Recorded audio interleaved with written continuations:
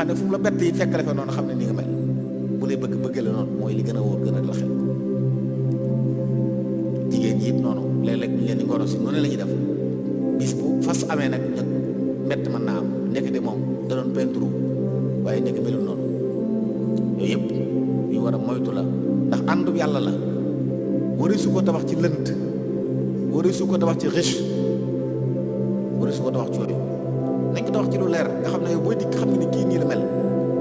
na xam ne lii la am waaye am na ñoo xam ne bu ñuy ngoro yi ab oto bu ñuy dem moom bu ñëw mbubu danañ ko ab dégg naa léegi am na foo xam ne dañuy luyee mbubu ngay dem luyee sol